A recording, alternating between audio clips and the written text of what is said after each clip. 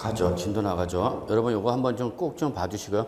아시는 분은 왜 자꾸 한 얘기 또 하냐 그럴 텐데 많은 분들이 좀 어려워하는 부분이기 때문에 다시 한번 좀 정리하고 넘어갔다. 이해를 못하면요. 이 문제는 양도소득금액 계산 특례는 이해를 못하면 말장난에 넘어갑니다. 그래서 이걸 한번 좀 봅시다. 자, 이게 일반적인 증여입니다. 일반적 증여입니다. 그래서 자 보세요. 갑이 당초 얼마 주고 사서 2억 원에 샀죠. 실가예요? 시가예요? 실가. 그래서 2년을 보유하다가 상황만 이해하세요. 갑이 을한테 뭐 했어요, 여러분? 증여했어요. 그래서 증여 당시 얼마짜리 했어요? 6억 원. 그럼 실가예요? 시가예요? 시가다. 왜 시가다? 증여니까. 무상거래니까. 그죠? 그러니까 당연히 여기에 대해서 6억 원에서 뭐가 됐겠구나. 증여세와 뭐가? 증여로 인한 취득에 대한 취득세가 부과됐겠구나라고 그러죠. 누가 내는 거야, 이거를? 을이 내야 되죠. 항상 무상은 누가 내는가? 무상 취득자가 내는 거죠. 그래서 을이 이거를 6억 원짜리를 증여받아서 1년을 보유하다가 을이 병한테 뭐 했다, 여러분? 매매했다. 얼마에 팔았다? 7억 원. 실가, 시가? 실가죠. 그래서 을이 지금 병한테 팔다 보니까 을한테 뭐가 부과된다, 여러분? 양도소득세가 부과가 되고 있는 거죠. 그러면 을이 병한테 매매를 했는데 그 양도 시점에 대응되는 취득 시기를 이게 무슨 자산이니까? 증여받은 자산이니까 이 양도 시점에 대응되는 취득 시기를 어디로 가라? 증여받은 날에 취득한 걸로 봐라. 그 얘기죠, 여러분. 그러면 이 증여받은 날에 취득한 걸로 봐서는 이날로부터 뭘 따지는 거고? 보유 기간을 따지는 거고, 이때 이날에 취득한 걸로 봐서는 이때 가액 얼마를? 6억 원을 뭘로 보란 얘기야? 취득 가액으로 보란 얘기야. 그래서 양도가에서 차감하는 실제 취득 가액은 얼마 되는 거예요, 여러분? 6억 원이죠. 여기에다가 취득할 때 부과된 뭐가 있다면, 취득세가 있다면 필요경비를 잡고 안 잡고? 잡고. 얘는 필요경비를 잡고 못 잡고? 못 잡고. 됐죠, 여기까지? 그래서 결론 기본적으로 양도세가 얼마 나오는가? 1억. 그럼 여기서 만약에 취득세와 증여세가 제시가 되면은 양도가에서 취득가 얼마를 잡고? 6억 잡고 취득세 빼주면 되는 거죠. 그럼 증여세는 빼는가 안 빼는가? 안 빼는 거야. 이해하셨죠, 여기까지? 그래서 결론. 일반적인 증여받은 자산이다. 그러면 취득 시기는 언제 취득한 걸로 봐라? 증여받은 날이다. 증여받은 날이다. 따라서 취득가액은 뭐야? 증여 당시 재산가에 즉 원칙 무슨 과세? 시가과세. 이거를 뭘로 잡아라? 취득가액으로 잡아라. 이때 낸 뭐는? 취득세는 필요경비로 잡을 수 있다 없다? 있다. 됐죠? 그러나 뭐는? 증여세는 필요경비로 계산할 수 있다 없다? 이거 봐. 있다. 여기는 뭐야? 없다. 요거죠. 이게 일반적 증여야. 그렇죠, 여러분? 그러면 만약에 이때 이 을이 병한테 양도한 것이 1세대 1주택이었다라고 하면은 비과세를 받을 수 있다 없다? 요 양도한 것이 1세대 1주택이었대. 그러면 이제 우리 하나 더 따져야 되죠. 뭐 2년 이상 보유 따져야 되는 거죠. 보유했다 못했다? 못했다. 왜? 1년이니까. 따라서 비과세 받을 수 없다. 이게 일반적인 증여죠. 자, 그런데 문제는 이제 지금부터죠. 이 갑과 을이 누구고? 배우자나 직계 좀비 속간이고, 그리고 이때 증여 목적물이 뭐이고? 부동산이나 또는 시설물 이용 회원권이고, 그리고 그 증여받은 날부터 몇 년 이내? 5년 이내에 제3자한테 양도를 했다면 이때는 우리는 일반적 징여를 적용하는 것이 아니라 뭘 적용했다? 징여 2월 과세 규정을 적용했다는 얘기죠. 그래서 징여 2월 과세를 적용하기엔 조건을 보셔야 되죠. 첫째, 누가 된다? 배우자나 직계 좀비속간일 것. 두 번째, 그 징여 목적으로 뭐일 것? 부동산이나 시설물 이용 회원권일 것. 셋째, 징여받은 날부터 몇 년 이내? 5년 이내 제3대계 양도했다. 그러면 이때는 무슨 규정을 적용한다? 징여 2월 과세 규정을 적용한다는 얘기죠. 그러면 이때 징여 2월 과세 규정을 적용한다는 것은 뭐냐? 이 양도 시점에 대응되는 취득 시기를 징여받은 날로 하지 말고 어디로 가라? 징여자의 당초 취득일로 가라는 얘기죠. 이게 바로 뭐야? 징여 2월 과세의 결론이죠. 취득 시기를 이날로 하지 말고 이날로 하라는 얘기야. 그게 차이점이야, 여러분. 그러면 이날에 취득한 걸 징여자의 당초 취득일로 본다는 것은 이날로부터 을이 뭐한 걸로 보고 취득한 걸로 보라는 얘기야. 을이 이날에 취득한 걸로 보지 말고 을이 이날에 취득한 걸로 보라는 얘기야. 그럼 이날로부터 뭘 따지는 거고? 보유기간. 그럼 이때는 보유기간이 몇 년이 되는 거고? 3년이 되는 거죠. 그리고 이때 가액 얼마를 2억 원을 양도가서 차감하는 뭘로 보라는 얘기야? 실제 취득 가액으로 보라는 얘기죠. 그러면 표시가 어떻게 잘못, 이걸 노란 선으로 했어야 되는데, 그죠? 그러면 이 양도가서 대응되는 취득 가액이 얼마라는 얘기예요, 여러분? 2억. 그럼 이만큼이 뭐가 되는 거예요, 여러분? 양도 차익이 발생하는 거죠. 그러면 이날에 취득한 걸 보는 것은 중간에 증여가 없었던 거와 동일한 효과가 발생하는 거죠. 즉 갑이 그냥 얼마 양도한 걸 보는가? 7억 원의 양도한 것과 똑같은 효과가 발생하는 거죠. 그럼 양도차익 기본이 얼마 나오는 거예요, 여러분? 5억 원이죠. 그럼 결론, 만약에 일반적 증여일 때 양도차익은 얼마인데? 1억 원인데 증여 2월 과세를 적용하면 양도차익이 얼마가 돼요, 여러분? 5억. 그래서 양도차익 커져 작아져?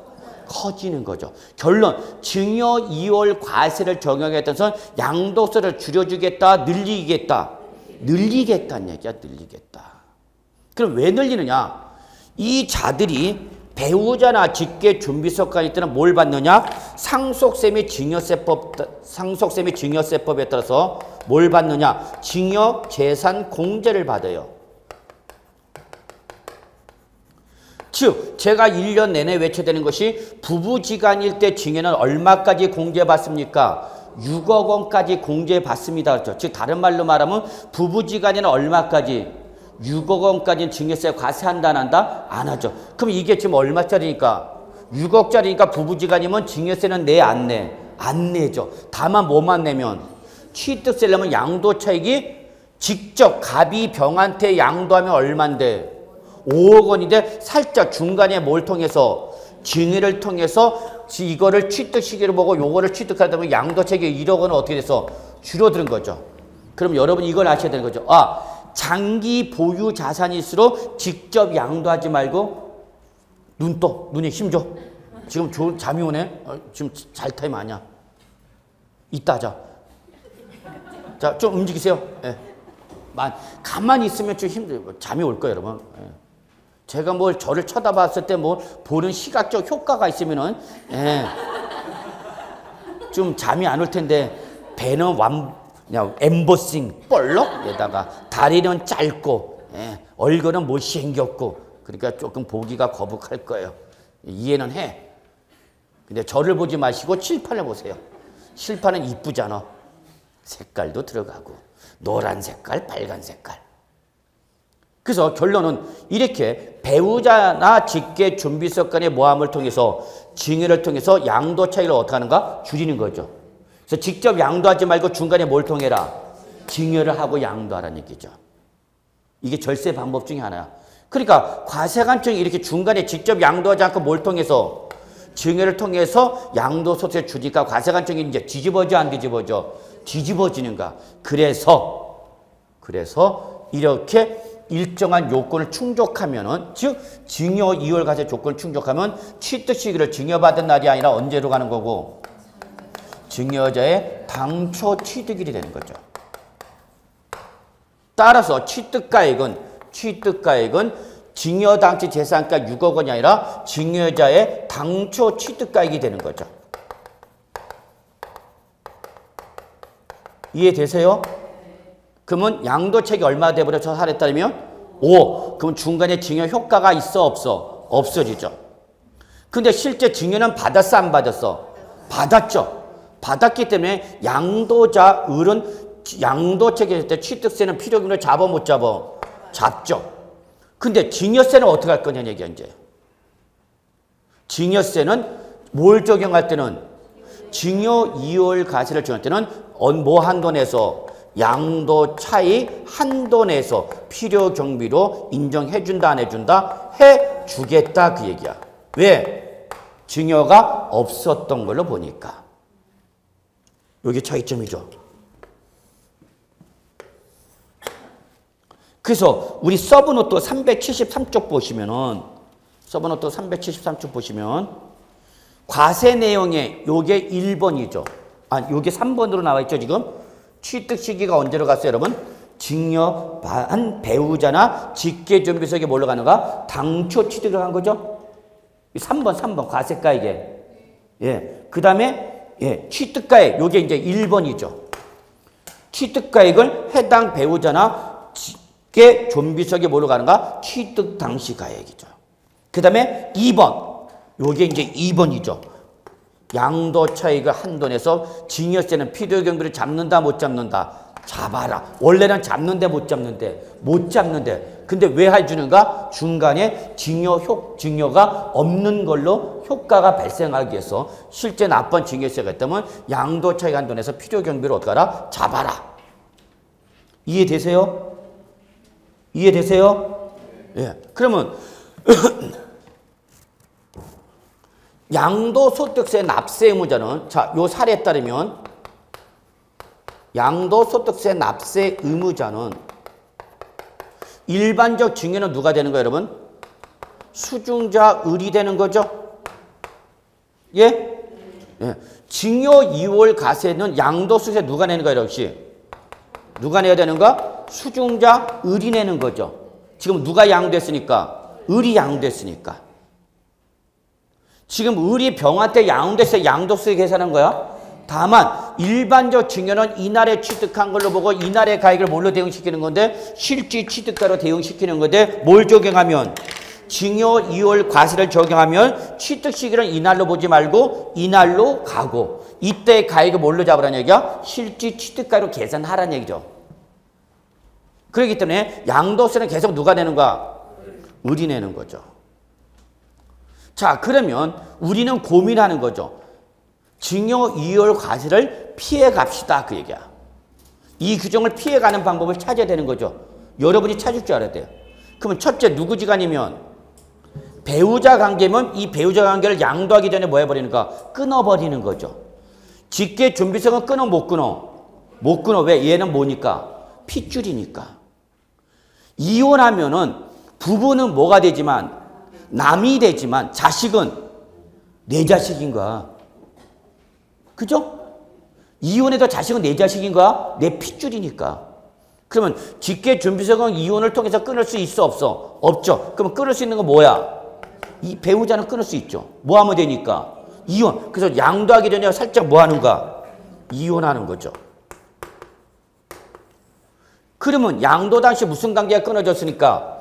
배우자 관계가 끊었으니까 증여이월 과세를 적용해 못해? 못하죠. 그러면 이게로 가고 이게 다이니까 양도식이 이렇게 되는 거죠. 그리고 나중에 뭐 해버리는가? 재혼하는 거죠. 이해하세요? 이렇게 해서 양도세를 피해가더라 안 피해가더라? 피해가더라는 얘기가 실무에서는 일어나더라는 얘기야. 특히 뭐 하시는 분들이? 사업하시는 분들이 이런 일을 많이 해. 무슨 이혼하는가? 위장 이혼하는 거죠. 그래서 다시 규정을 바꾸는 거죠. 양도 당시 을이 병한테 뭐 했을 때? 양도할 때 무슨 관계가? 혼인 관계가 어떻게 됐어도 소멸되었어도 적용하겠다 안 하겠다? 하겠다 그 얘기야. 근데 소멸 사유가 이혼만 있는 게 아니라 모두 있더란 얘기야. 사망도 있더란 얘기야. 양도소득세를 적게 내려고 배우자를 보내버릴 수는 없잖아. 실무에서 일어나 안 일어나? 일어나죠. 일어나죠. 배우자 명의로 뭘 가입해놓고 생명보험 가입해놓고 보내버리면 모두 타고 보험금도 타고 모두 줄어들고 양도소득세도 들고 1타 2피가 되는 거죠. 그런 일이 일어나 안 일어나? 일어나잖아. 그래서 가끔가다 뉴스 시간에 나오죠. 뉴스 시간에 나오잖아.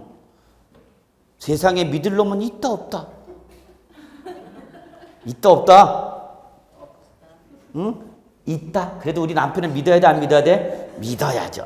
그래요. 여러분 남편은 여러분한테 기대하고 있잖아. 아 올해 공인중개사 끝나는구나. 근데 그 아저씨한테 가서 내년 다시 한다? 그러면 그 아저씨는 끊기 전에 먼저 끊어버리겠죠.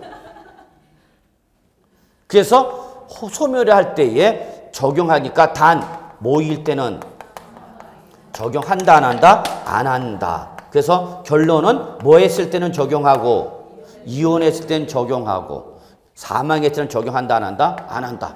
그런데 증여 이월 과세를 적용하니까 이날의 주택가격을 뭐라 했죠? 그러니까 보유기간이 몇 년이 돼? 3년. 그리고 그 양도 목적물이 모이면 1세대 1주택이 되면 무슨 요건 충족했네? 비과세 요건 충족했네. 그러면 이때는 양도세를 과세해 안 해? 안 하는 거죠. 그러니까 이때는 적용하는가 안 하는가? 안 하는 거죠. 그래서 모이면 1세대 1주택 몇 년 보유함으로써 2년 이상을 보유함으로써 뭘 적용받으면 비과세 대상이 되면 증여 이월 과세를 적용한다 안 한다? 안 한다. 그 얘기죠. 그 다음에 또 하나가 있는 거죠. 이것이 어떻게 된 거냐면 제3자 때 병이 누구냐면 병이 누구야? 공익사업 시행자. 그래서 이게 공익사업이나 토지등의 취등의 보상에 관한 법률에 따라서 뭘 당하고? 협의 매수나 수용을 당한 거야. 그리고 수용하겠습니다라고 뭐 했는데? 고시했는데 고시일로부터 몇 년 전에? 2년 전에 뭘 받은가? 증여받은가? 그러면 이때의 이 양도는 자발적 양도, 강제적 양도? 강제적 양도죠. 이거는 내가 지금 5년 이내 양도하고 싶어서 양도하는 것이 아니라 강제적으로 양도되는 거죠. 이럴 때는 적용하겠다 안 하겠다? 안 하겠다는 얘기죠. 증여이월 과세를. 그럼 어디로 가라는 얘기야? 일반적 증여로 가는 거죠. 이게 바로 여러분 교재 373쪽에 나와 있는 박스 있는 내용입니다. 이해되셨나요? 이걸 이해를 못하면 문제 푸는 거 아무 의미가 없어. 자, 그럼 우리 또 피해 갑시다. 증여 이월 과세를 피하는 방법 중에 하나가 자, 누구일 때 적용한다고 그랬으니까 배우자나 직계 준비석일 때 적용한다고 그랬죠. 그러면 배우자나 직계 준비석이 아닌 특수관계를 통해 쓰면 되는 거죠. 그러면 증여 이월 과세를 적용해 못해? 못하는 거죠. 배우자나 직계 준비석이 아닌 특수관계인 누가 있는가? 형제, 자매, 기타 친인척 등을 동반하는 거죠. 야, 동생아, 내가 우리 처한테 이렇게 해서 양도했더니 양도세를 줄일 수가 없더라. 그래서 동생아, 너한테 내가 뭐 한 걸로 보고 증여한 걸로 보고 네가 좀 네 명의로 뭐 한다며 양도한다며 그 돈을 나한테 주라 그 얘기죠. 이해하세요? 그래서 누굴 통해서 빠져나가더라는 얘기야? 배우자나 직계 준비석이 아닌 특수관계를 통해서 빠져나가더라는 얘기죠. 그럼 과세관청 뒤집어져 안 뒤집어져? 뒤집어지죠. 그래서 만든 규정이 바로 뭐예요 여러분? 증여 후 양도라는 부당이상 부인 규정입니다.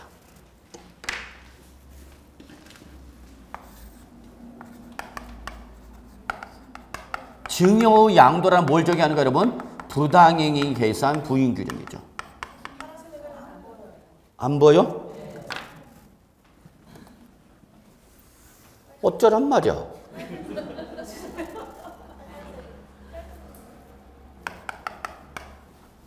증여 후 양도 부당해서 봐 이렇게 높은 데다 쓰잖아. 칠판도 힘들어 죽겠어. 어휴.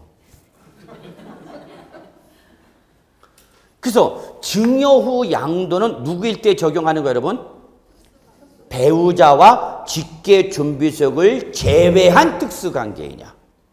이게 대전제 조건이야. 이거는 누구일 때 적용한다, 여러분? 배우자와 직계 준비속을 제외한. 직계 준비속을 제외한. 누구 간에 통해서? 특수관계인 간에 뭘 통해서? 증여를 통해서 빠져나가야겠다는 얘기죠. 이게 여러분 증여 이월 과세와 증여 후 양도의 차이점은 증여 이월 과세는 누구일 때고 여러분? 배우자나 직계 준비속일 때 적용하는 거고 이걸 피해가기 위해서 배우자나 직계 준비속을 제외한 특수관계인을 통해서 빠져나가는 게 바로 뭐다 여러분? 증여 후 양도다. 이걸 빠져나가게 하겠다 못하겠다? 못하겠다는 얘기죠. 이해되십니까? 여기까지? 그래서 증여월 과세와 증여 후 양도의 차이점 느끼시죠? 자, 그런데 그러면 결론 증여 후 양도가 적용되면 결론은 역시 이때는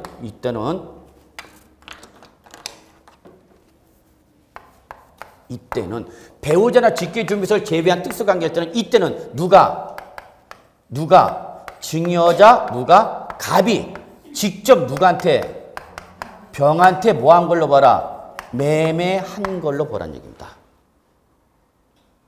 을이 매매한 걸로 보지 말고 누가 매매한 걸로 보라는 얘기야?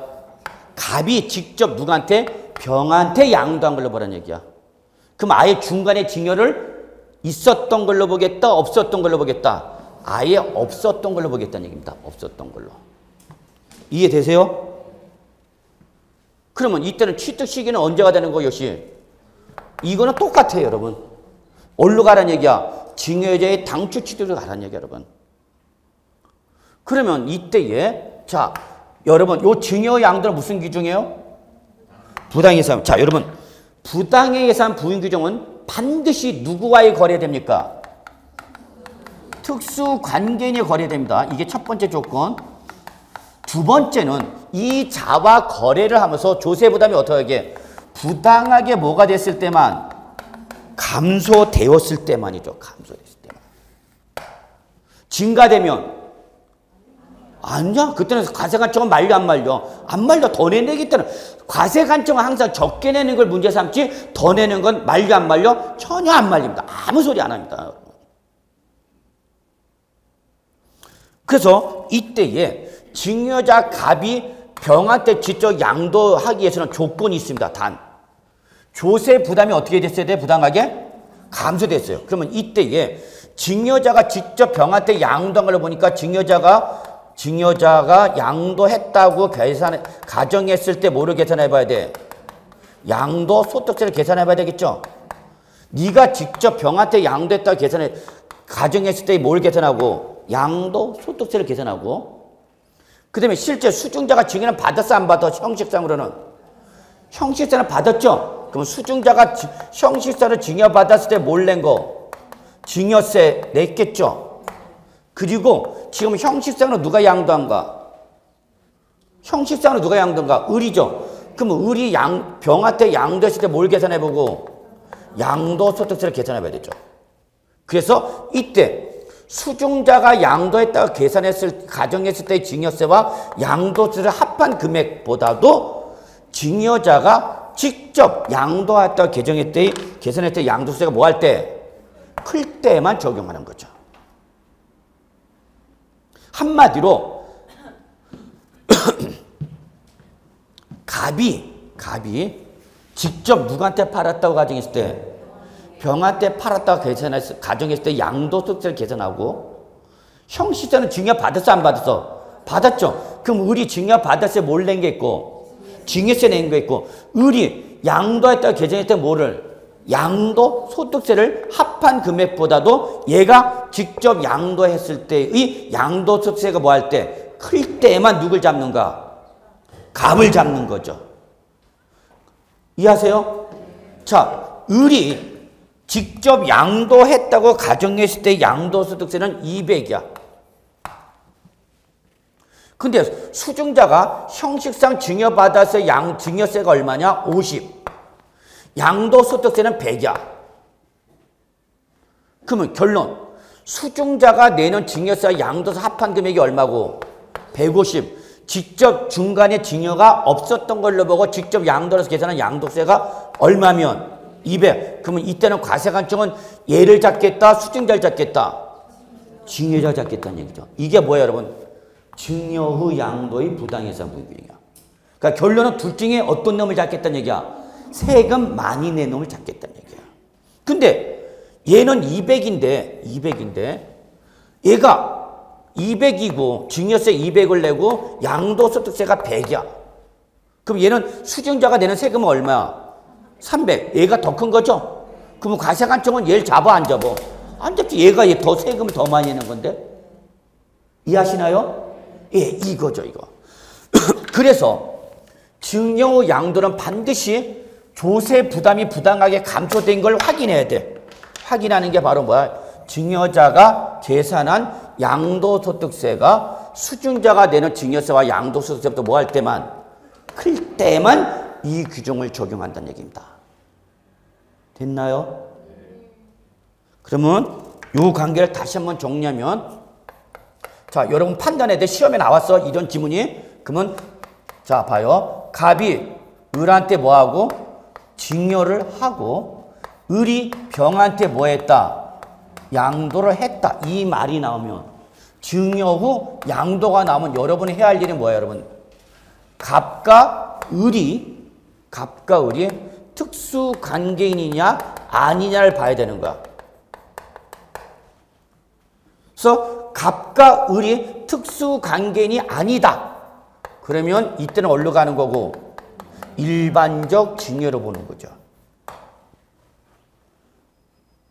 응?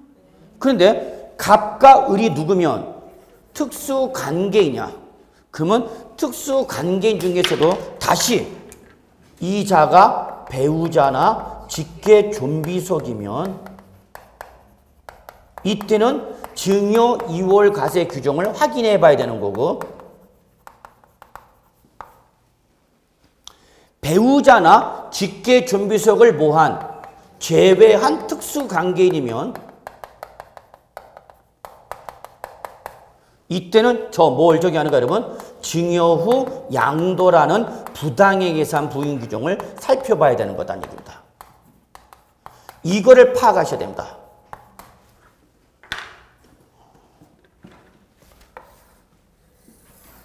이게 결론이죠. 아, 결론이 아니라 조건이죠. 꼭 좀 적어 놓으시기 바랍니다. 자, 핸드폰 꺼내고요. 그리고 쓰기 힘들죠? 포토타임으로 들어갑니다. 1분 드립니다. 포토타임.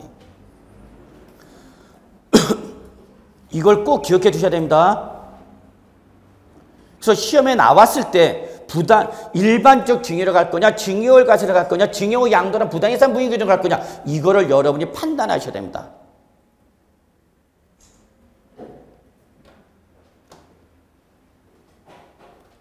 신이시여, 제가 이렇게 정리했습니까? 할렐루야. 제가 세법을 공부할 때 누가 이렇게 정리해 줬으면 저는 그냥 벌써 내 원하는 인생을 살고 있었을지도 몰라.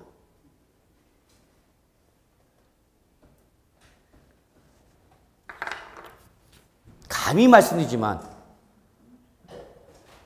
이러한 설명은 어디서 못 들읍니다.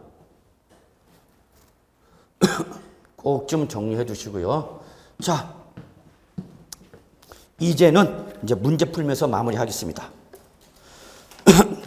아, 하나 더 할 게 있죠. 372쪽 보겠습니다. 이번에는 372쪽. 가업 상속 계산. 저는 올해 이거 자꾸 촉이 와요. 작년에 안 나왔고 최근에 출제 유형에 따르면 2번, 요 양가리 1번 충분히 시험에 나올 수 있어요. 자, 같이 봐요. 가업 상속 재산에 대한 취득가액 적용 특례. 상속세 및 증여세법에 따라 밑줄 상속세 및 증여세법에 따라서 뭘 받았다? 가업 상속 공제를 받았다. 이게 중요한 포인트입니다. 이거야, 여러분. 내가 상속을 받았는데 이게 할아버지, 아버지 때부터 계속해서 뭐 하던 자산을 사업하던 자산을 상속을 받았다 그 얘기야. 그러면 그때는 그 가업 상속을 유지하기 위해서 상속세 및 증여세법에 따르면 최소 200억까지는 공제를 해줍니다. 얼마? 200억까지는 상속세 과세 안 하겠다 그 얘기입니다. 또는 기간이 길으면 길을수록 공제 금액이 커져요. 250억, 300억까지도 공제를 안 합니다. 과세를 안 합니다. 공제 줍니다. 그러니까 나는, 자, 여러분 이거 뭐 생각하시면 되냐? 우리 잠깐 젊었을 때, 우리 어렸을 때, 20대 때, 그때 날랐죠? 장충동에 가면 뭐 있어요, 여러분? 예, 잘 아시죠? 족발집. 가보셔서 안 하시나요? 예. 안 가보셔서 한번 이번에 가보세요. 가면 수많은 족발집이 있습니다. 근데 그 족발집에 이런 족발집이 있습니다. 3대 족발집, 3대 집안 족발집. 시어머니. 시어머니 위가 뭐야? 예, 한마디로 왼수들이죠. 예. 할머니, 그 다음에 뭐 어머니, 그리고 뭐 며느리로 내려오는 3대 집안 족발집이야. 훌륭한 집안이죠. 3대 집안이 못 팔고 있다고 족발. 그러면 이때 이 가업을 상속해서 받는 재산이라면 상속세를 과세하겠다 안 하겠다? 안 하겠다 그 얘기 여러분. 얼마까지? 200억, 250억, 300억까지. 그러니까 우리나라는 계속 가업을 상속받아. 우리나라 가장 큰 문제는 어떤 가업에 대대손손하는 집안이 없어. 일본은 그 대대 유럽이나 미국도 대대로 우리 집은 빵 굽는 집안이야. 그럼 뭐 베이커. 빵 굽는 집안이야. 근데 우리나라는 그런 집안이 없죠. 그래서 그거를 장려하게서 뭘 받으면 가업상속. 자, 이제 요거는 이렇게 요거 지우겠습니다. 자, 이번에는 여러분 자, 보세요. 차이점 보여드릴게요. 갑이 뭐 했다가 취득했다가 뭘 받아서 상속을 누가 받아서 을이 받아서 이거를 누구한테 병한테 뭐 했어요 여러분? 매매했어요. 자, 그럼 지금까지 한 건 차이는 뭐예요 여러분? 증여였어. 근데 지금은 뭐야 여러분? 상속이야. 요거야 상속. 요게 차이점이야. 그러면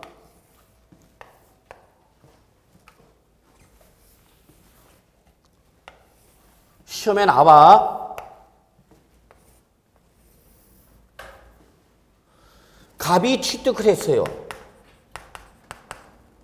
그리고 중간에 뭘 받아서? 상속을 받았어요. 그래서 누가? 갑이 을한테 상속을 해줬어. 그래서 누가 상속을 받았어? 을이 상속을 받고 을이 상속 받은 자산을 병한테 뭐 해버렸어요 여러분? 매매했죠. 아까는 뭐였어? 저기는 증여, 지금은 상속이야. 그러면 자, 예를 들어서 을이 병한테 팔 때 얼마 팔았냐? 300억 원에 팔았어. 얼마? 300억 원에 팔았어. 그런데 상속을 받았을 때가 얼마짜리였냐? 250억짜리야. 얼마 주고 산 거를? 100억. 지금 상속이니까 단위 자체가 커지죠. 이런 거 상속 받아봤어? 이런 거 상속받으면 공인중개사 할 일이 있어 없어? 없죠. 인생 난 즐긴다. 씨. 그러면 자, 우리 매매를 했어. 그럼 이때 양도한 걸로 보는 거죠, 우리? 우리한테 뭐 부과가 되는가 여러분? 양도소득세. 그러면 원칙 언제 취득한 걸로 봐야 되는가? 상속을 받은 자산이니까 이날에 취득한 걸로 보는 거죠. 그럼 양도세가 얼마 나오는가? 얼마 나와? 50억이 나오는 거죠. 그죠? 그런데 이 재산이 상속세를 부과할 때 뭘 받았다면? 가업 상속 공제를 받은 자산이라면 뭘 받은 자산이라면? 가업 상속 공제를 받은 자산이라면 이 양도 시점에 대응되는 취득 시기를 상속 개시일로 하는 것이 아니라 증여 상속인의 피상속인의 취득일을 이리로 가라는 얘기입니다. 이해하시겠어요? 그럼 이게 뭐가 되는 거고 이때 뭐 한 걸로 보고 취득한 걸로 보는 거죠. 그리고 이때 가액을 뭘로 하라는 얘기야? 실질 취득가액으로 하라는 얘기죠. 그럼 양도책이 얼마 되는 거야 여러분? 200억 원이 되는 거죠. 200억 원이 되는 거야. 200억. 그러면 일반적 상속일 때보다 양도소득세가 커져서 줄어들었어? 커진 거죠. 그러면 이거 여러분, 너는 이미 뭘 받았을 때, 뭐 했을 때? 상속을 받았을 때 가업상속공제의 혜택을 받았는데 그 가업상속공제 혜택을 받은 부동산을 뭐하면? 양도하면 이거를 취득시키려 하면 또 양도책이 어떻게 돼? 줄어들죠. 그러면 너무나 혜택이 커지지 않냐? 과세 형평상의 문제가 있지 않냐? 상속을 받지 못하는 사람도 있죠. 저희 집안이야. 나는 상속이 개시가 돼도 상속받을 재산이 없어. 근데 이 사람은 상속까지 얼마를 받고 250억을 상속을 받고 그걸 다 뭘 받아서 또 가업상속. 이 사람 축복받은 사람이죠. 그런데 양도소득세도 또 줄어들죠. 그러면 너무 혜택이 크니까 이때는 이날로 하지 말고 이날로 가라. 그게 바로 가업상속공제예요. 이해하시겠어요? 이게 기본 개념이야. 근데 이게 100% 다 받았으면 좋은데 100%가 아니라 몇 프로만 받았다면 80%만 가업상속공제를 받았다. 그때는 몇 프로만? 80%만 일로 가는 거죠. 상속재산 중에서 100% 다 가업상속공제를 받은 게 아니라 일부만 가업상속공제를 받았다는 얘기야. 그러면 일부만 일로 가는 거죠. 나머지는 일로 가는 거야. 이해하시겠어요? 그래서 결론 냅시다. 372조. 상속세 및 증여세법에 따라서 뭘 적용받았다 여러분? 가업상속공제가 적용받은 자산을 양도했을 때에 양도가에서 공제 필요금비는 뭘로 따지는데? 실가죠, 기본이. 다만 이거죠. 뭐는? 취득가액은 밑줄 실질 양도가에서 차감하는 실질 취득가액은 다음의 금액 1번과 2번을 뭐한 금액으로 하라? 합한 금액으로 하라는 얘기야. 1번과 2번을 뭐한 금액? 합한 금액. 1번 보세요. 1번은 뭐냐? 피상속인의 당초 취득가 요 놈을 하라는 얘기야. 요 놈. 요거를 취득가로 하라는 얘기야. 1번. 단 가업상속공제를 100% 받지 않고 뭘 받았다면 일부만 받았다면 그때는 밑줄 가업상속공제율만큼만 밑줄 거기 써져 있죠. 가업상속공제 적용율만큼만 해당 자산 가액 중 가업상속공제가 적용된 비율 이걸 뭐라 한다 여러분? 가업상속공제 적용률 요만큼만 피상속인 취득가를 하라는 얘기죠. 그리고 나머지 그 밑에 2번 가업상속공제를 뺀 나머지죠. 가로 열고 여러분 가로 열고 1 마이너스 가업상속공제 적용률 있죠. 밑줄 1 마이너스 가업상속공제율 밑줄 이거는 가업상속공제를 받은 놈이야 못 받은 비율이야. 네, 못 받은 비율이죠. 1 마이너스 가업상속공제는 뭐야 여러분? 가업상속공제를 받지 못한 비율이야. 그러면 80% 가업상속공제 받았대. 몇 프로? 80%. 그러면 나머지 몇 프로는? 20%는 받지 못했죠. 그럼 20% 받지 못한 놈은 이 상속 개시현재 이거를 과표로 하라는 얘기야. 취득가로 하라는 얘기야. 이해되세요? 자, 다시 한번 2번 보세요. 상속 개시현재 재산가 이걸 말하는 거죠, 여러분. 여기 보세요. 이놈을 원래 취득가로 해야 되는데 가업상속공제를 받으면 일로 오라고 그런 거죠. 근데 100% 일로 왔으면 문제가 아닌데 이걸 다 취득가로 하면 되는데 몇 프로만? 일부. 예를 들어서 80% 왔다고 합시다. 80%. 몇 프로만 공제받았다고? 80%만 공제받았다고. 그러면 일로 가는 놈은 몇 프로만? 80%만 이걸 뭘로 하라는 얘기야? 취득가액으로 하라는 얘기야? 이해하세요? 그러면 나머지 몇 프로 남아있어? 20%는 요 놈을 가지고 하라는 얘기야. 그래서 이걸 뭐 하라는 얘기야? 더하라 그 얘기야. 그래서 요게 1번이고 요게 2번인 거야.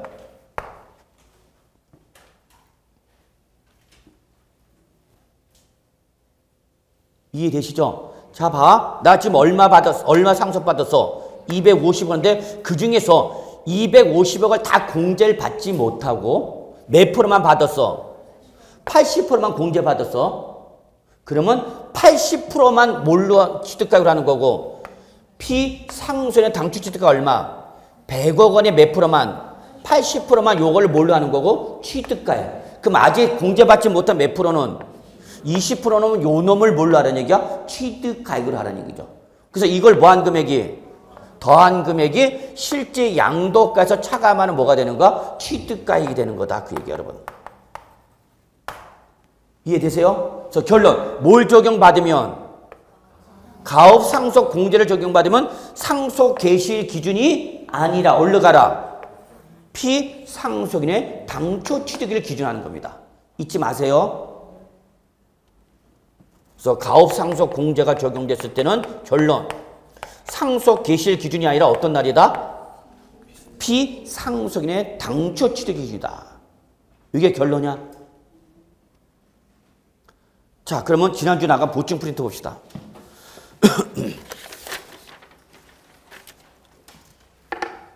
자, 그래서 여러분 거기 가업 상속 공제 자산의 취득가액 나왔죠? 프린트 봐. 취득가액은 다음에 1번과 2번을 뭐한 금액을 알아? 합한 금액을 뭘로 알아? 취득가액으로 하라는 얘기죠? 그래서 1번 피상속인의 취득가액 곱하기 뭐예요 여러분? 가업 상속 공제 적용률. 우리 저 사례에 따르면 몇 프로야? 80%만 피상속 취득가라는 얘기죠.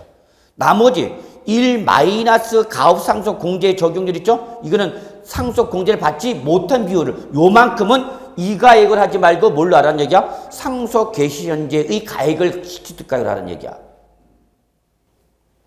이해되세요? 예. 그러면 이때 가업 상속 공제 적용률은 뭐냐? 거기 이거 식은 외우셔야죠. 가업 상속 계산가액에서 가업 상속 공제를 받은 금액의 100% 곱한 겁니다. 요거는 외우셔야 돼요. 그래서 결론은 제일 중요한 게 뭐예요, 여러분? 가업 상속 공제율이 제일 중요합니다. 그래서 이때는 가업 상속 계산가액뿐이 뭐다, 여러분? 가업 상속 공제액이 차지하는 비율. 그리고 2번. 가업 상속 공제가 적용된 비율에 해당하는 자산의 밑줄, 뭐는 장기 보유 특별 공제도 역시 어떤 날을 기준으로 하라? 피상속인의 해당 자산을 뭐한 날로부터? 취득한 날로부터 따져라. 그래서 결론. 당구장. 가업 상속 공제를 적용받은 자산일 때에는 어떤 날을 기준으로 하라? 밑줄. 피상속인의 취득 시기를 기준으로 해서 얘를 뭘로 잡고? 실질 취득가액, 필요경비로 잡고 이 날로부터 보유기간 장기 보유 특별 공제 1년 이상 2년 미만일 때의 세율 적용을 다 피상속인의 당초치 따지라는 얘기입니다. 그러면 계산 사례 풀겠습니다.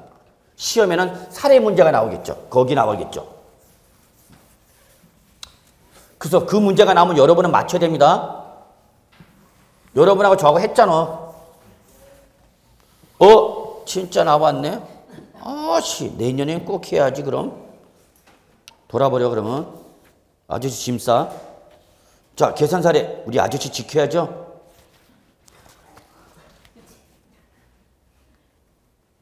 참네. 잘 됐다, 씨. 그래? 자, 피상속인의 실질 취득가가 얼마, 여러분? 자, 요거 그림을 통해서 정리할게요. 여러분 그림 거기 밑에 그려놨죠? 제가 이거 진짜 한 땀 한 땀 워드로 그 선 하나씩 다 그려가면서 한 겁니다, 여러분.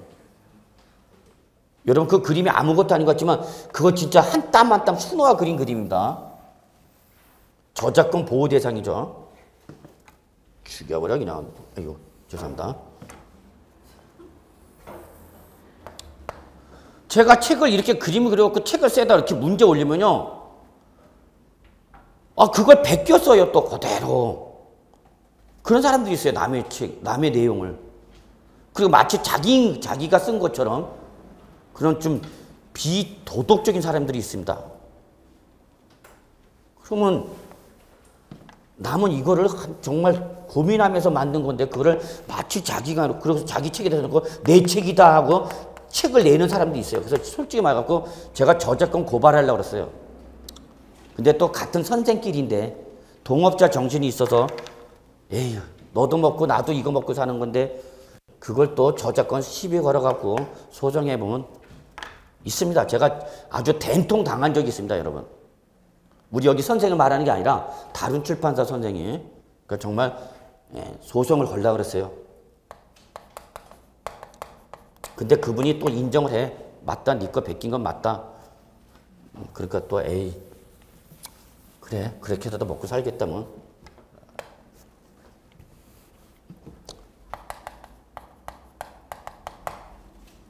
웃긴 일이 많아요. 하여튼. 자 봅시다. 그러면 잘해봐. 피상속인이 얼마 주고 샀대 여러분? 10억. 실가야 시가야? 실가. 그래서 몇 년 보에다가 피상속인이 20년을 벌죠. 일단 상속이니까 단위 자체가 뭐 커. 그죠? 기간도. 20년 보에다 돌아가셨네 드디어. 아니 드디어라니까 좀 이상하다. 자 그래서 상속 개시일이죠. 상속이 개시가 됐어. 그래서 갑이 피상속인이고 을이 상속을 받은 거죠. 상속을 받았을 때 가액이 얼마 여러분? 상속 개시 현재 뭐라서 여러분? 시가 얼마? 250억. 와우. 얼마짜리를? 10억을짜리 취득해서 상속이 됐어. 20년 보유 끝에 얼마 됐어? 250억. 오 예. 성공한 거죠. 그럼 여기에 뭐가 부과됐어요, 여러분? 상속세가 부과됐겠죠. 상속세. 자, 그리고 을이 받아서 을이 갖고 있다 병한테 뭐 했어요, 여러분? 양도했죠. 지금 일반적 상속이야. 얼마 양도했대, 여러분? 300억 원. 와우. 단위가 뭐. 그러면 이게 여러분 일반적인 상속이다 봅시다. 일반적 상속. 그러면 결론. 취득 시기를 얼로 해야 되는 거예요, 여러분? 상속 개시일이죠. 아, 여기 써져 있네. 몇 년 보에 따라서? 6년. 6년. 예. 그러면 자 보세요, 여러분. 일반적인 상속받은 자산 양도하면 양도 시험에 대응되는 시점이 언제야? 상속 개시일이죠. 이날이 취득한 걸 보는 거죠. 따라서 이날부터 따지니까 보유 기간은 얼마 되고? 몇 년? 6년. 자, 실질 양도가액은 얼마고? 300억 원이고 실질 취득가액을 얼마로 잡아야 되는가? 얼마로 잡아야 돼? 250억 원이나 뭐에 대해서? 시가에 대해서. 시가에 대해서 뭐가 부과됐어요, 여러분? 상속세 부과됐잖아. 그러면 이 250억 원을 뭘로 잡아야 되는가? 실질 취득가를 잡아야 되는 거죠? 예. 이때 만약에 취득세를 냈다면 당연히 모두 잡아야 되는가? 취득세도 잡아야 되겠죠? 그런데 뭐는? 상속세는 잡아 못 잡아? 못 잡다고 그랬죠, 여러분? 그렇잖아. 상속받은 자산을 양도했을 때 취득세는 필요경비를 인정해 주지만 상속세는 필요경비를 인정받는다 못 받는다? 못 받죠. 그러면 이거 무시해버리면 양도채가 얼마 나오는 거예요, 여러분? 양도채가 얼마 나오는가? 50억 원이 되는 거죠. 여기까지 이해되셨죠? 이게 일반적 상속이야? 정말 저 지금 땀 삘삘 흘리면서 하고 있습니다. 그런데 얘가 뭘 받은 자산이라면 상속세 낼 때 뭘 받았다면 가업 상속 공제를 받았대. 그래서 거기 보시면 가업 상속 재산가액 얼마 중에서 250억 중 얼마를 200억 원을 가업 상속 공제받았다 그랬죠. 그러면 이때 밑에 뭘 먼저 계산해야 돼? 가업 상속 공제 적용률을 계산하라고. 그건 어떻게 따지는가? 어렵지 않아요, 여러분. 전체 가액 중에서 공제받은 금액이야. 그럼 전체 가액이 얼마고? 250억 중에서 얼마를 공제받았으니까 200억 원을 공제받았다 그랬죠, 여러분? 그럼 이거 몇 프로냐고? 200분의 250분의 200이죠? 그럼 몇 프로 받은가? 계산기 꺼내 몇 프로야? 80%만 가업상속 공제 받은 거죠. 그러면 가업상속 공제를 받은 놈은 이는 것이 아니라 어디로 가라? 피상속인의 당초 취득으로 가는 거죠. 근데 지금 가업상속 공제를 100% 받았어? 80% 받았어? 80%, 그러니까 80%만. 요 놈을 뭘로 하라는 얘기야? 취득가액으로 하라는 얘기죠. 이해되셨나요? 그럼 아직 받지 못한 건 얼마야? 20%는 요 놈을 기준으로 하라는 얘기죠. 요거 몇 프로를? 20%. 가업상속 공제를 받지 못하는 요 놈을 취득가로 하는 거고, 가업상속 공제를 받은 놈은 요거를 취득가로 하는 얘기야. 그럼 아무것도 아니야, 여러분. 그러면 결론, 가업상속 공제를 받으면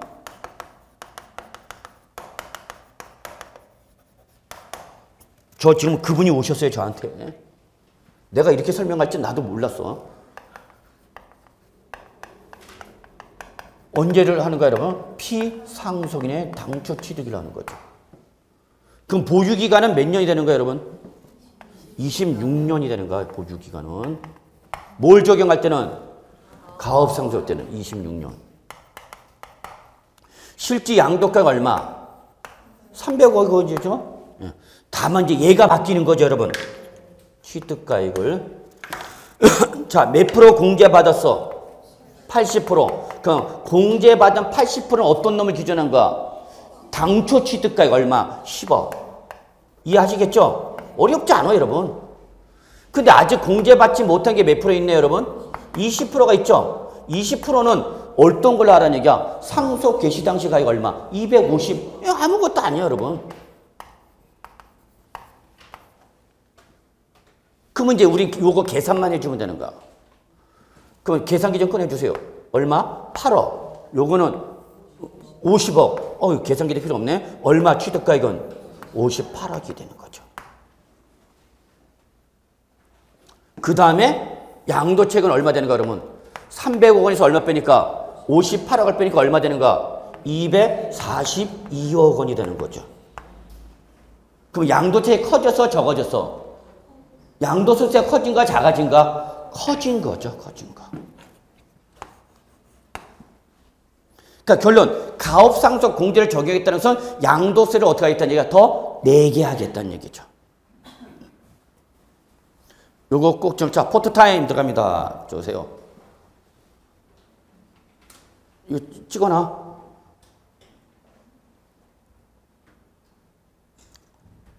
그리고 여러분이 이런 걸 고객 갖다 설명할 수 있어야 될 거 아니야? 여러분이 오늘 저녁 드시는 아저씨 앞에서 이 그림을 그리고 한번 설명해 보라고. 아저씨 숟가락 집어던질 거야, 아마. 그러면서 저희 마음이 이해가 갈까?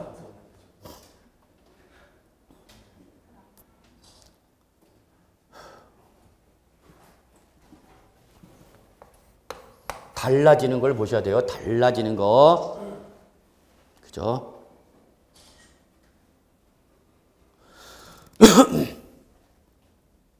그러면 여러분 일반적 상속과 가업상속 공제 받았을 때 차이점 느끼시죠? 자, 결론 냅시다. 뭘 받으면?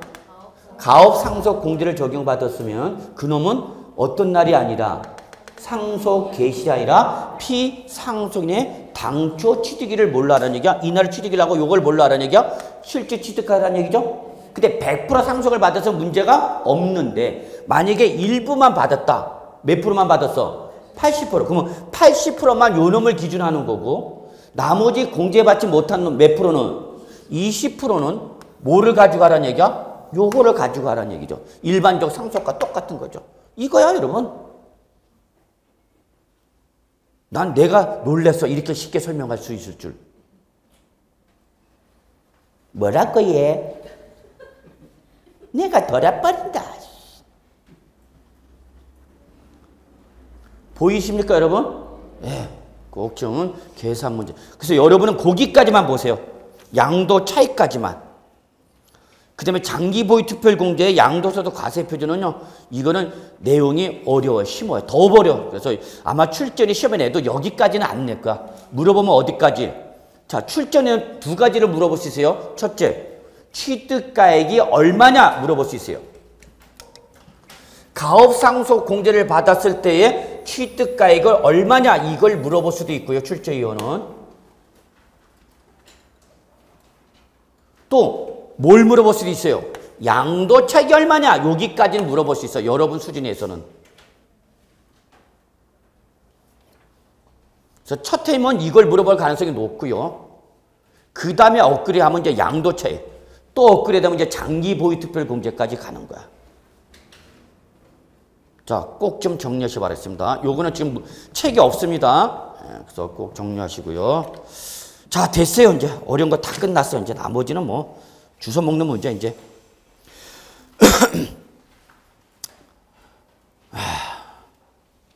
고생했죠? 누가? 제가요. 네. 여러분이 고생했죠, 뭐. 네. 아, 덥다. 그리고 응? 아니, 괜찮아요. 자, 그 다음에 어디 가시냐면 이제 우리 조금 이제 마무리 하겠습니다. 이제 시간도 지나갔고. 자, 118번 보죠. 118번.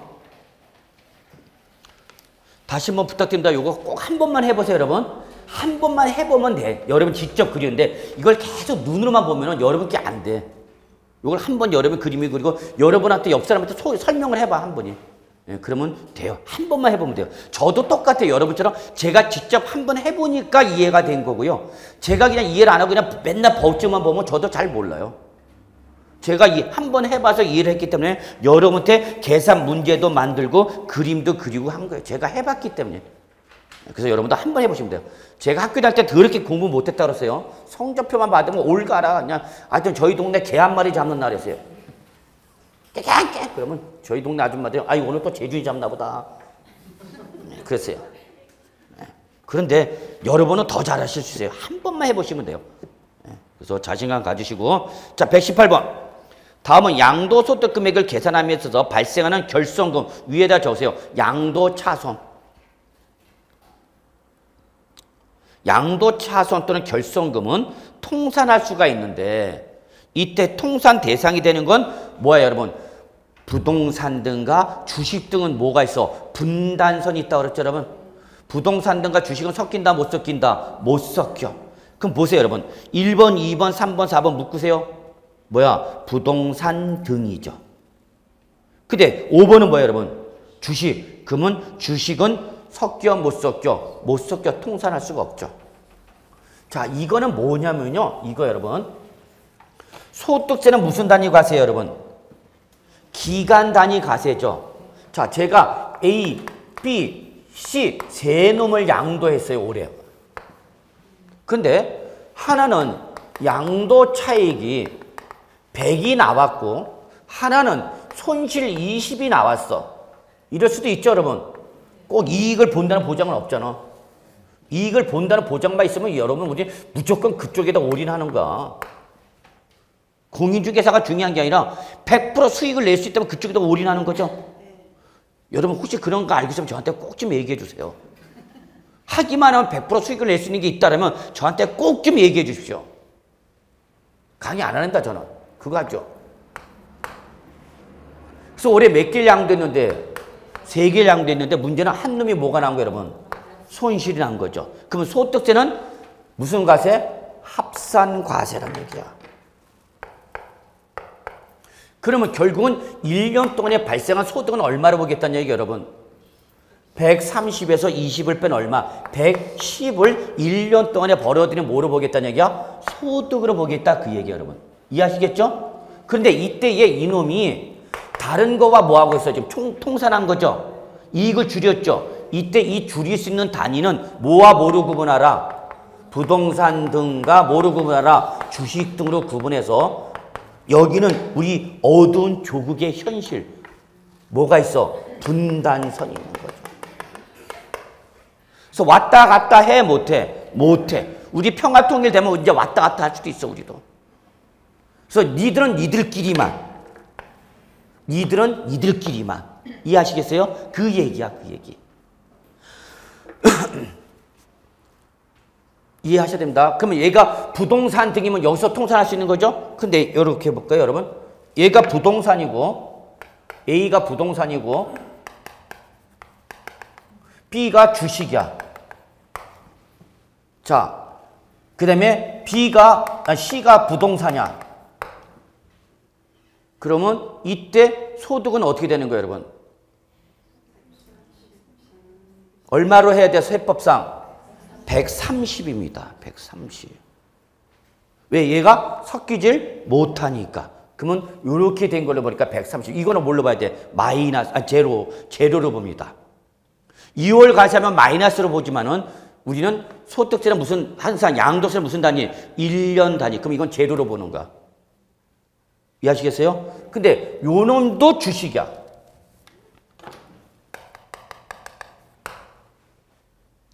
그럼 얼마 되는 거예요, 여러분? 부동산 100, 주식 10 이렇게 되는 거죠. 이해되셨나요? 예, 그 얘기입니다. 이해만 하시면 돼요. 자, 그 다음에 119번 이제 119번. 다음은 양도소득세. 자, 밑줄 119번의 특징은 과표입니다. 119번은 과표. 오늘 제가 조금 늦게 끝납니다. 말씀드렸죠? 지난 시간에. 지난주에. 자, 옳지 않은 거 됐죠? 1번. 자, 여러분 별표 2개 119번은 얘는 문제 특징이 뭐냐면 과표야, 과표.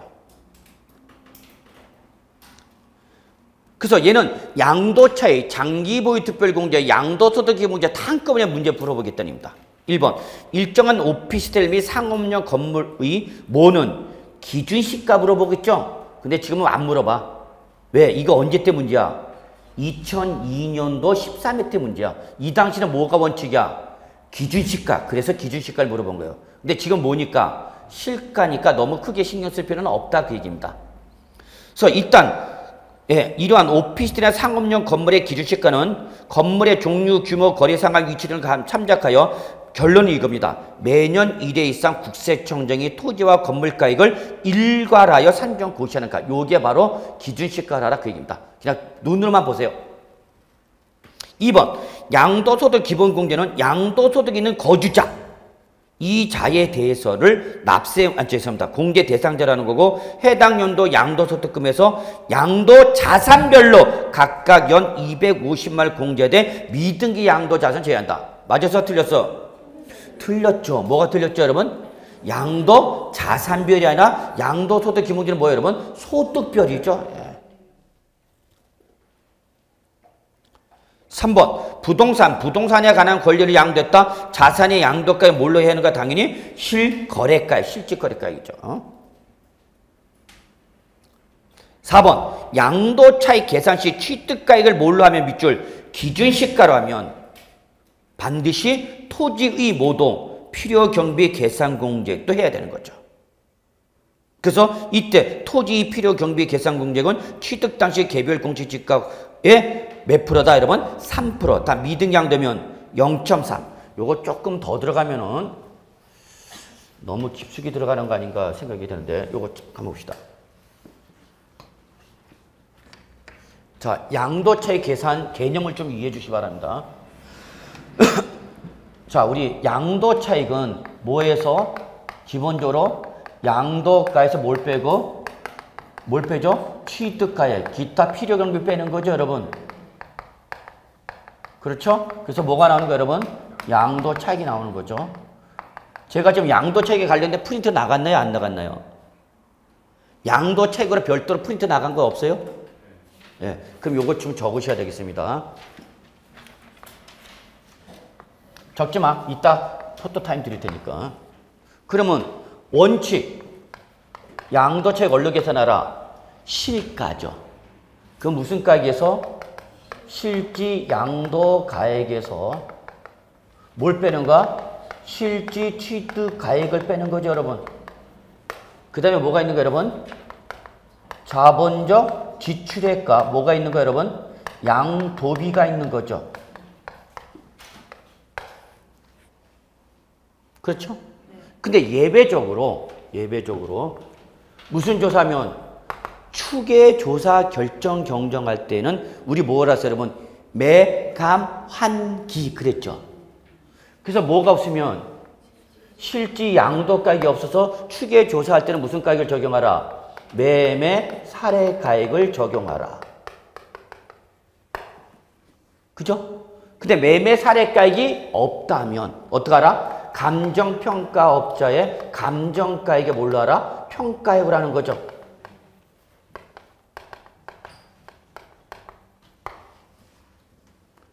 그 다음에 매감 뭐야? 환은 뭐 할 때 적용하는가? 환산 취득가액일 때니까 여기는 양도가액에는 적용할 여지가 없습니다 그랬죠. 그러면 마지막에 뭘 적용하는가? 기준시가죠. 자, 취득가액도 뭘로 해야 되는데? 실질 취득가를 했는데 얘를 추계조사 결정한다면 똑같이 뭐야? 매매사례가액 아니면 감정가액의 평균에 없으면 이번에는 여기 뭐야 여러분? 환산 취득가액이 나오는 거죠.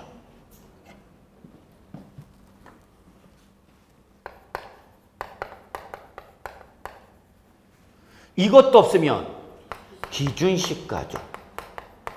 그래서 우리 아까 기준시가 양도책 계산할 때는 뭐였어요 여러분? 양도 당시 기준시가에서 뭐 취득 당시 기준시가 뺐던 거죠.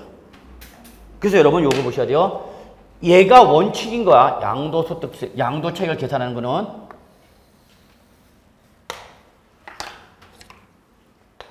그리고 마지막 극단적으로 사용하는 게 뭐예요, 여러분? 기준시가죠. 그죠? 그리고 요때에 이 실질 양도가액과 실질 취득가 대응하는 게 이제 우리 매매사례가에, 감정가에, 여기는 매감 환인데 환은 적용할 수 없으니까 뭐예요, 여러분? 기준시가. 취득가액은 실질 취득가인데 얘를 적용할 수 없으면 뭐 매매사례가에, 감정가에, 환산가에, 환산 무슨 가액이야? 취득가에. 마지막 뭐야? 기준시가. 그래서 우리 어떻게 배웠어요, 여러분? 매감 환기. 그쵸? 추계조사 결정 경쟁 방법. 이해 다시죠? 그러면 문제는 지금 제가 얘기하고 싶은 거는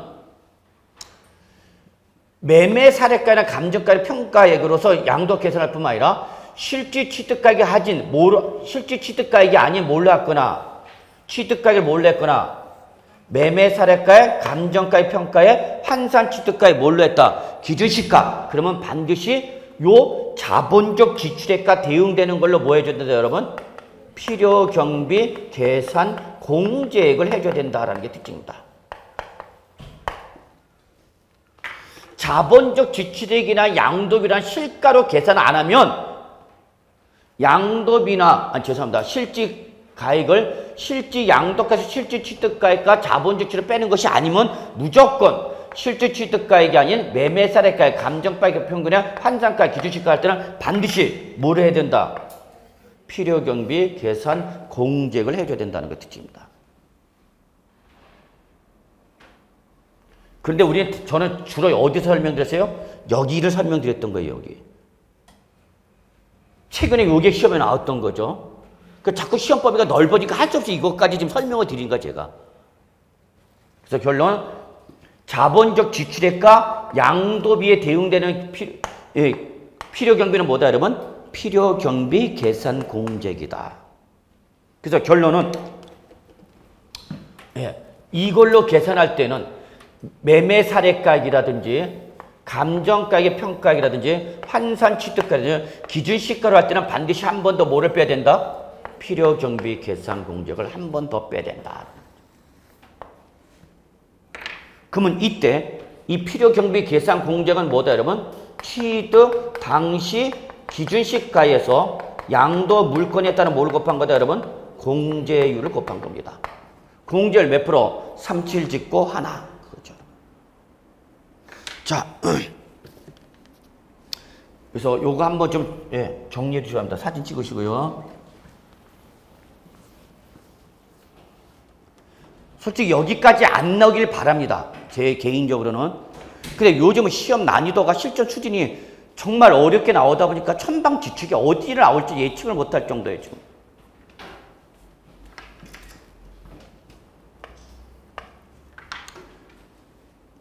이해되세요, 여러분? 자, 결론 여기 봐봐. 원칙은 뭘로 계산하라? 실가로 계산하라. 실가로 계산하라. 실가로 계산했을 때는 저 매감기 또는 매감환기를 적용하되 이 매감환기 여기부터는 반드시 뭘 한 번 더 빼야 된다? 필요경비 계산공제를 빼야 된다. 이때 필요경비 계산공제 뭐와 대응되는 거다? 자본적 지출액이나 양도비에 대응되는 인류적 획일적 공제액이다. 그 얘기입니다. 자, 이렇게 좀 봐주시고요. 예, 나머지는 이제 마무리 짓겠습니다. 자, 또 요 정도로 해서 마무리 짓고요. 나머지 풀지 못한 문제는 우리 이제 다음 주부터 동영 모의고사 하죠. 그래서 동영 모의고사 또 다르게 되니까 그거 좀 다 풀지는 못할 것 같아요. 그래서 여러분이 한번 풀어보신다면은, 자, 여러분이 한번 좀 부탁드릴게요. 여러분한테 풀어보신다면 122번, 123번, 122번, 123번 마무리를 해야 되기 때문에 124번 여기까지가 지금 다음 또 나가야 되겠네요. 125번, 126번, 127번 이게 지금 다 최근의 기출문제들입니다.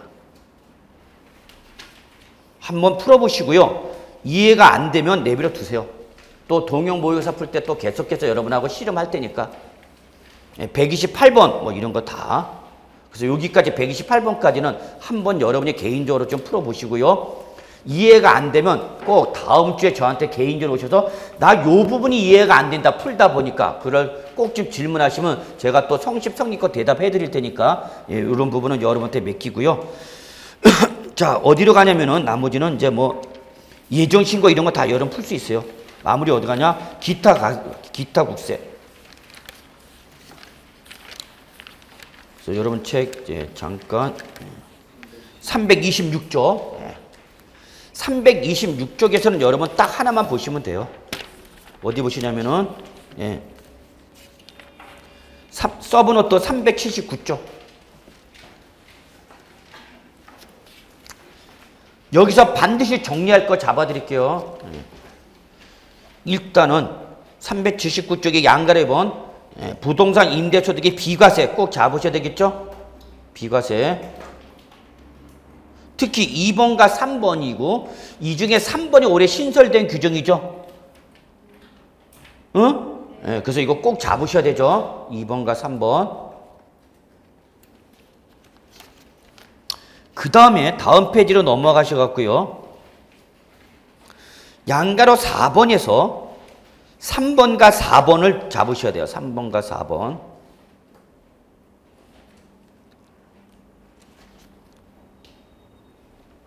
그 다음에 여러분 381조 부동산 사업소득 있죠. 이거는 저는 안 나올 거로 봅니다. 안 나올 거로 보는데 만약에 나온다면 요즘은 예측을 솔직히 100% 못해요. 그러면은 첫째 거기 3번 주택신축 판매업 잠깐 보세요. 주택신축 판매업. 주택신축 판매업은 부동산 매매업에 속하지만 뭐로 본다 밑줄? 건설업으로 본다. 요거 한번 체킹해 두시고요. 동그라미 3번 주택신축 판매업의 니은. 그래서 주택신축 판매업은 부동산 매매업으로 보는 것이 아니라 뭐로 본다 여러분? 건설업. 그 다음에 다음 페이지 4번과 5번 묶으시고요. 4번은 밑줄 토지 등 매매 차익이고요. 5번은 주택 등 매매 차익입니다. 요게 차이점입니다. 그러면 차익을 구할 때 양가로 4번 토지 등의 매매 차익은 여러분 거기 보세요. 매매 가액에서 기타 뭘 빼는 거 여러분? 필요 경비 마이너스 마지막 양도소득의 밑줄 뭐 장기 보유 특별 공제가 있죠. 밑줄 거기 장기 보유 특별 공제. 그런데 주택 등 매매 차익은 주택 등 매매 차익 양가로 보면 매매 가액 마이너스 필요 경비에서 장기 보유 특별 공제는 물론 뭐까지 한다 옆에 양도소득 기본 공제까지 해줘요. 그게 차이점이에요. 즉 양가로 4번 토지 등의 매매 차익일 때는 양도소득 기본 공제 해준다 안 해준다? 안 해준다. 그러나 주택 등의 매매 차익일 때는 장기 보유 특별 공제는 물론 뭐까지 해준다? 기본 공제까지 해준다. 어렵게 나오려면 여기를 물어볼 수 있어요. 출제원이. 자, 결론은 이거예요, 여러분. 토지 등의 매매 차익과 주택 등 매매 차익이 있는데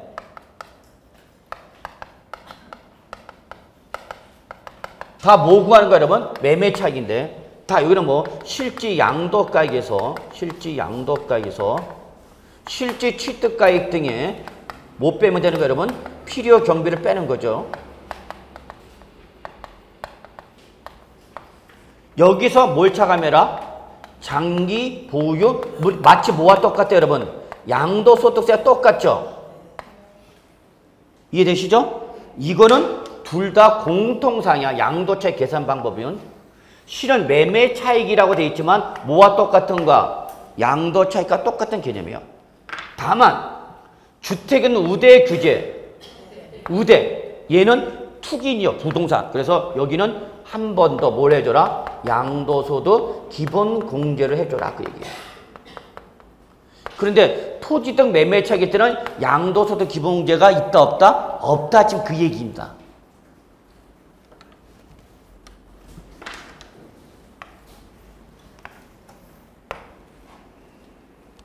다시 한번 주택 등 매매 차익일 때는 뭐까지 해주는데? 기본 공제를 했는데 토지 등의 매매 차익일 때는 뭐는 안 해준다? 기본 공제는 안 해준다. 뭐만 해준다? 장기 뭐 요거.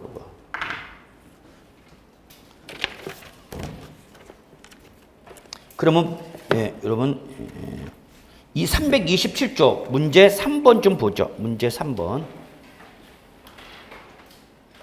소득세법상 거주자의 주택 임대소득의 비과세 및 총수익금에 관한 설명을 옳은 것은 단 주택은 상시 주거용으로 사업을 위한 주거용이 아닙니다. 그랬죠. 20에 기출문 되죠. 1번 임대하는 국내 소재 1주택의 비과세 여부 판단 시. 자, 여러분 우리 1주택 소유자의 임대소득은 뭐야, 여러분? 1주택 소유자의 임대소득은 뭐야, 여러분? 비과세죠? 했는데 379조. 379조. 서브노트. 379조. 2번. 비과세에서 2번. 한 개 이하의 주택을 소유하는 자 밑줄 한 개 이하의 주택을 소유하는 자 주택 임대소득은 뭐야, 여러분? 비과세. 그죠? 단 무슨 주택이거나 고가주택이나 어디 있으면 구외 소재주택은 비과세 해준다 안 해준다? 안 해주는 거죠. 2번. 이게 올해 3번이죠. 3번이 올해 신설된 규정이랬죠? 해당 과세기간에 주거용 건물 임대업에서 발생한 수익금의 총수익금의 합계액이 얼마 이하면 2천만 원. 이거 꼭 기억해 두셔야 돼요. 주거용 건물 임대업입니다. 즉 주택 임대를 말하는 겁니다. 주택 임대 사업 소득 금액이 얼마면 2천만 원 이하면 이건 소액 주택 임대 사업자로 봐서 비과세 해주겠다는 얘기죠. 이게 올해 신설된 거죠. 그러면 이때 1세대 1주택자냐 아니냐를 따질 때에 자, 거기 여러분 고가주택이 나와 있죠. 2번 바로 밑에 응? 비과세 배제하는 고가주택이 뭐냐 정의가 나와 있죠. 당구장으로. 예, 과세기간 종료일 또는 해당 주택 양도 현재 밑줄 기준시가 합계액이 얼마 초과하는 주택? 9억 초과주택이죠. 9억 초과주택. 그러면 1번 327쪽의 문제 1번. 1번 임대하는 국내 소재 1주택 비과세 여부 판단 시 가액은 소득세법상 기준시가 6억 원을 기준으로 판단하는 것이 아니라 얼마야? 9억 원이죠. 9억 원. 2번 소득세법상 기준시가가 5억 원인 국외 소재주택이죠. 밑줄 국외 소재주택이죠. 그러면 얘는 비과세 안 해주죠. 가액과 관계 이시 없이.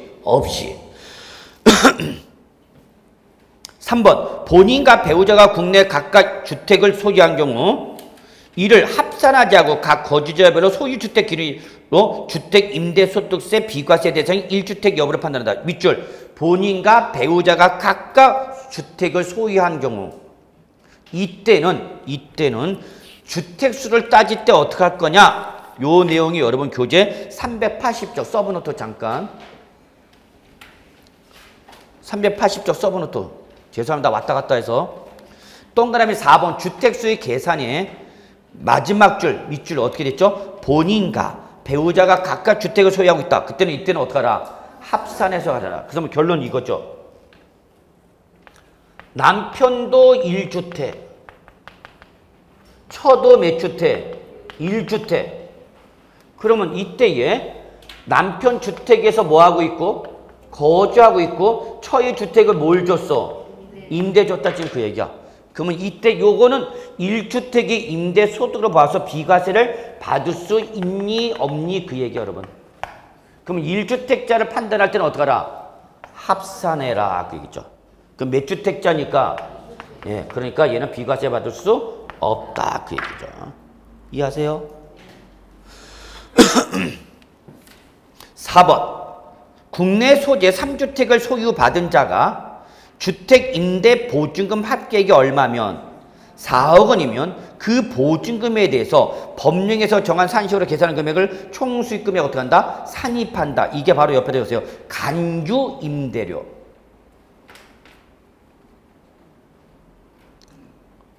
간주 임대료 말하는 거고, 자, 요거는 380쪽 동그라미 4번. 380쪽 4번. 맨 밑에. 380쪽. 간주 임대료 찾으셨어요? 자, 거주자가 부동산 또는 부동산상의 권리 등을 대여하고 받은 보증금이나 전세금, 밑줄, 보증금, 전세금에 대해서 법 소종 산식에 따른 금액을 총수익금에 산입하는 걸 바로 뭐라냐면 간주 임대료라 합니다.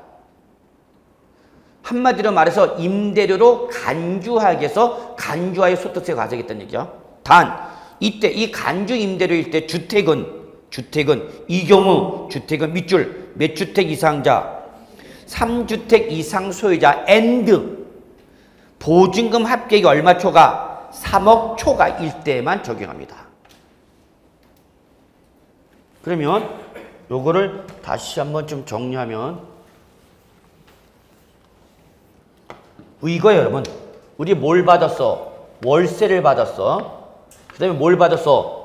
보증금과 전세금을 받았어. 그럼 원래 얘가 과세 대상이 되는 거죠. 월세는 총수익 금액이 사는 거죠. 얘는 원래 잡어 안 잡어? 안 잡어. 왜? 이거는 돌려줘야 되는 금액이죠. 그러니까 원래 소득이다 아니다? 아니다. 그런데 얘가 뭐일 때는 상가 등일 때는 이 보증금 해금을 네가 받아서 은행에 등에 예금했다면 뭐가 나오니까? 이자가 나올 테니까 그 이자 등에 해당하는 금액을 뭐로 보겠다? 임대료, 월세로 보겠다. 그게 바로 뭐예요, 여러분? 간주 임대료예요. 그래서 간주 임대료를 계산합니다. 근데 이게 만약에 뭐면 주택일 때는 요 간주 임대료를 계산한다, 안 한다? 안 한다는 얘기야. 안 하겠다. 단 예외적으로 얘가 누구면 다주택자면 몇 주택 이상자? 3주택 이상 소유자로서 이때 이 주택을 임대하고 받은 뭐가? 보증금 등의 합계액이 얼마를 초과하면 3억 원을 3원이 아니라 3억 원을 뭐하면 초과하면 그때는 간주 임대료 뭐하겠다? 계산하겠다. 지금 그 얘기입니다. 그런데 이때 3주택이냐 아니냐 따질 때에 기준 시가가 얼마 이하고 전용 면적 얼마 이하고 85제곱미터 이하이고 기준 시가가 얼마 이하면 3억 원 이하인 주택은 한시적으로 주택수를 계산할 때 포함하라, 제외하라? 제외하라. 그럽니다. 그러니까 내년까지는 이 금액은 3주택 이상자냐 아니냐를 판단할 때 포함하라, 제외하라? 제외하라. 그러면 간주 임대료 안 내려면 어떻게 하면 돼? 소액주택으로 하면 되는 거죠. 소액주택으로 3억 원 이하짜리 임대 주면은 내년 말까지는 주택수에 안 잡겠다는 얘기예요. 그러나 2016년까지는 적용 안 하고 2017년부터 얘도 잡아야 되는 거야. 그래서 나중에 실무 나가면 여러분 임대사업소도 잘 보셔야 되겠죠. 자, 그래서 4번 문제 마무리하겠습니다. 3번에 4번. 국내 소재 3주택을 소유한 자가 받은 주택 임대 보증금 합계액이 얼마면 4억이면 조건 충족했죠. 3억 3주택 이상이고 3억 초과했으니까 이때는 주택이라 하더라도 그 보증금에 대해서 법령에서 정한 산식으로 계산한 금액 밑줄 법령에서 정한 산식으로 계산한 금액 이게 뭐예요, 여러분? 간주 임대료를 총수익금에 어떻게 하라? 산입하라 그러죠. 5번 과세기간 종료 현재 소유 중인 국내 소재 주택에 대한 주택 임대소득의 비과세 여부 판단 시 기준시가는 과세기간 개시일이 아니라 과세기간 종료일이죠. 과세기간 종료일. 그래서 3번은 옳은 걸 물어봤기 때문에 답은 몇 번? 4번이 되는 거죠. 그래서 여기까지 해서 여러분 문제 마무리 짓겠습니다. 좀 문제를 많이 못 푼 것, 많이 못 푼 게 아니라 풀지 못한 문제도 있는데 그건 좀 아까 제가 특별히 반드시 확인하라는 거는 좀 여러분이 부탁드리고 여기까지 해서 우리 문제풀이 마무리하고요. 다음 주는 동영 모의고사를 합니다. 실전. 그래서 아마 여러분이 학원에 오신 다음에 시험 본 다음에 거기에 대한 중요도, 시험에 나올 만한 거 다시 잡아드리고 해설 강의하도록 하겠습니다. 오늘 여기서 마무리하겠습니다. 수고하셨습니다.